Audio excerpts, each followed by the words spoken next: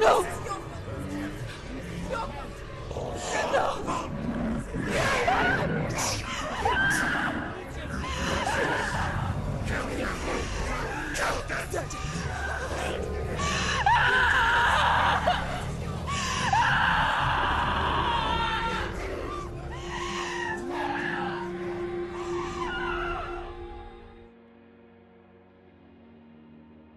As AAA games become more grandiose, mainstream, online and social, there's been an industry-wide reluctance to invest in relatively smaller sized single-player experiences that are profoundly unique and contentious in nature.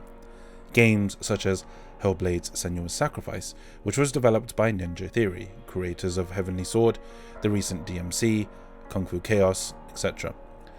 This reluctance may be due to some fear or anticipation regarding low profitability and the changing demand for certain types of games. Senua's Sacrifice serves as one of the most important games for 2017 and for the industry as a whole, as it's a proven example that games such as Hellblade can in fact be a commercial success and a viable project. So what makes it unique? Well, the game was made independently and with a relatively smaller budget. By going independent, the devs were able to reasonably eliminate costs and sell the game digitally to platforms at a reasonable price. They were pretty vocal about this to get players to support the cause and what they are aiming to achieve. A game that is half the size of a AAA and half the price. Due to the smaller budget, there was very limited marketing at the beginning, so the devs were relying on the goodwill of fans to spread the news. So at the outset, there was some trepidation as to whether it would work, but thankfully it did. After 3 months from launch, the game has started to gain profits. Following its success, the devs are openly sharing data and the experiences should any other studio want to do the same. And as a passionate gamer myself, it was important for me to support the devs like these that are deviating from the traditional method of publishing. However, the content of the game and how it was made will be the focal point here, because I think that is far more interesting to talk about. Overview. Senua's Sacrifice is about a Celtic warrior called Senua, who was on a vision quest into the Norse underworld called Hell to save the soul of her love Dillion, whom was savagely killed and sacrificed by invading Norsemen. Her journey would be one that is riddled by madness and mythology, the story unfolding in a fantasy world created in Senua's own mind and grounded in her perspective. We also learn that she's a Gelt, which in Celtic lingo is a man or woman driven mad by curse, battle trauma or grief. Gelt would commit to a life in the woods for penance, punishment and purgation, looking for redemption in the wilds. But it's not just as simple as that, because the main character suffers from severe psychotic mental illness. That is why the game story unfolds in the way it does, because it takes place in a fantasy world constructed in Senua's mind. No surprise then that the actual journey you embark on with Senua is grounded in her own subjective reality that is at oftentimes filled with illusion or lacking some objective reality. From very early on in the game, the player is aware that what Senua may see or experience should perhaps not be fully trusted.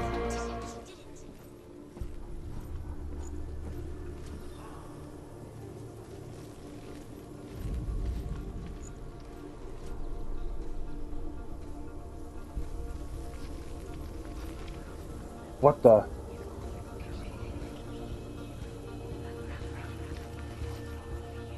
That's fucking cool. The game was undoubtedly crafted beautifully, and the gameplay amounted to a beautiful but harrowing journey filled with emotionally explosive encounters, at times putting you into long and daunting dances of blades, requiring constant finesse and attention.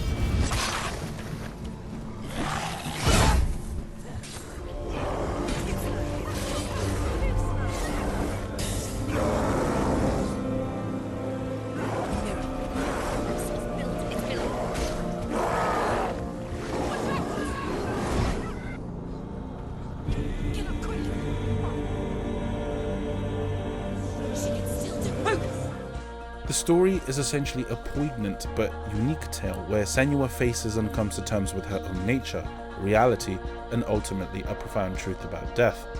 But more on this towards the end. Simulating psychosis. The devs of Senua's Sacrifice attempted to simulate psychosis by learning about it from actual sufferers of the condition and from bringing in experts like Paul Fletcher, psychiatrist and professor of health and neuroscience at King's College. They also got Hellblade grant from Welcome, a biomedical charity researching and raising awareness programs aimed on improving mental health. In addition to that, they also came up with clever ways to simulate some of the experiences of psychosis, having learnt what they learnt from Welcome and the sufferers.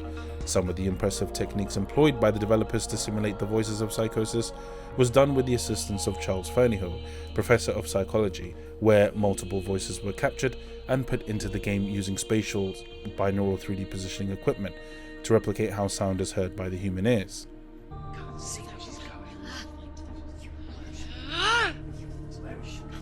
By making the sound 3D and binaural, the voices feel like they are surrounding you and feel even more lifelike, especially if you played it with surround sound speakers or headphones.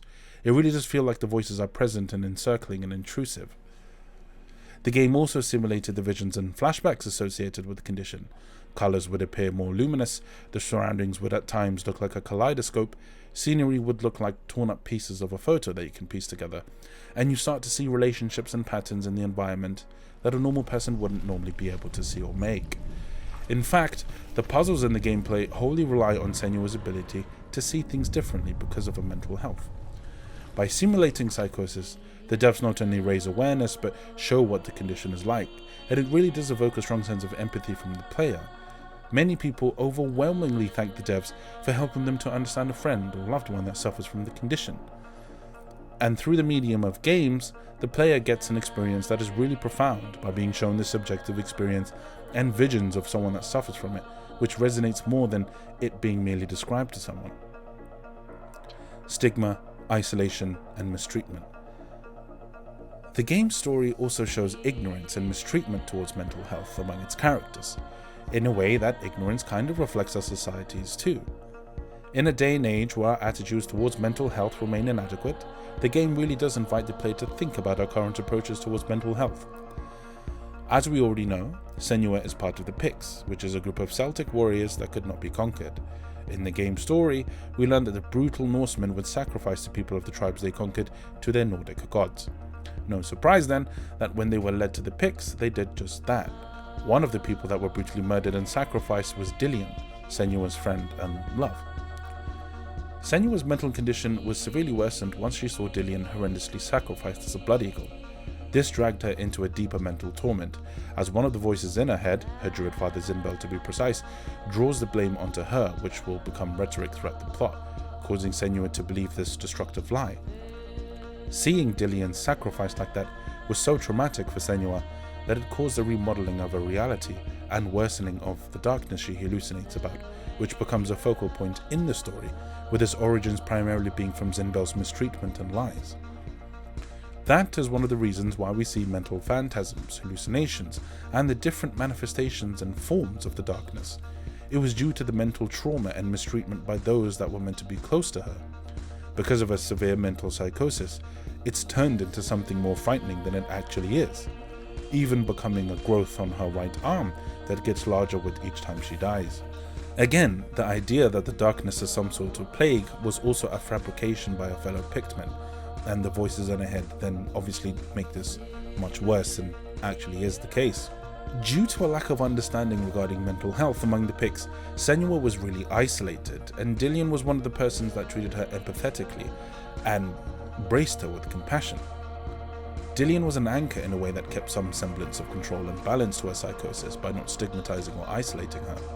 Without support, Senua's illness following the traumatic events gets worse, and the issue is compounded by the fact that she has no awareness that her experience is abnormal. We also learn that her mother had the condition, which did not bode well for her neither, as she too was constantly stigmatized and mistreated by everyone, particularly Zinbel, her husband.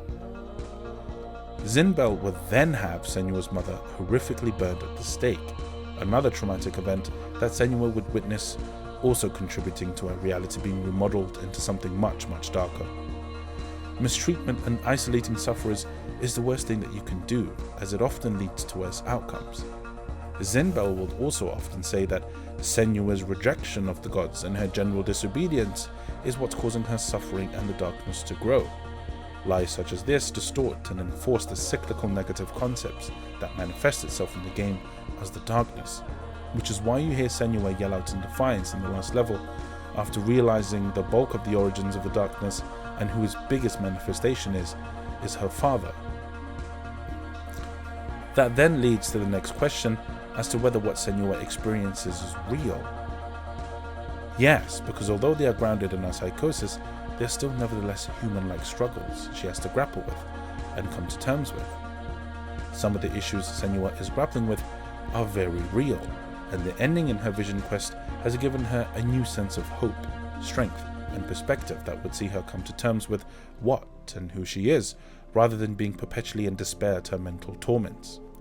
By being at peace with her own nature and realizing the truth as to why the darkness is there liberates her in a sense from it. After the end, she is able to come to terms and be at peace with Dillian's death, tragically letting him go and accepting that he has gone forever. Denial is something that we will all go through when we experience bereavement. The actual experience may be subjective, but the struggle to accept the truth is not. In the end, we see a Senua that has embraced her reality and the truth behind the darkness and its origins. By doing so, the darkness diminishes and the hallucination and voices become much more nuanced and controllable. If you get all the collectibles prior to entering the final room, you get a revelation from Druth who confirms that Zinbel led the Northmen to the Picts. Therefore, Senua was not to blame at all for the Norsemen slaughtering or Dillian's death, contrary to what the voices and hallucinations are seeming to say up to that point. A reassuring message that it's not the gods or mythology that can cause us so much suffering, but those that are closest to us. In broader sense, it's people that can be very destructive, not so much these fabrications, mythologies, or delusions we may get wrapped up in. Senua is a remarkable game made by devs that welcome the diversity of human thought and mental health. By doing so, we, as non-sufferers of the condition, can see how others experience things differently and learn a great deal from it rather than to dismiss or mistreat it. The game was one that evoked lots of sympathy from me when I would see what psychosis would be like. There was much to be learnt about Senua's mental torment throughout the game, because although it did not contain much objective reality, it is still filled with struggles that we can unequivocally relate to on many levels. Coming to terms with loss or vehemently rejecting and avoiding our own personal darknesses is something we are all too familiar with. Senua learns to take solace in the fact that although she has undergone and overcome many hardships and injustices, the inherent wonder and beauty of the world will always subsume the darkness. Even in darkness, the wonder and the beauty of this world never leaves us. It is always there, waiting to be seen again.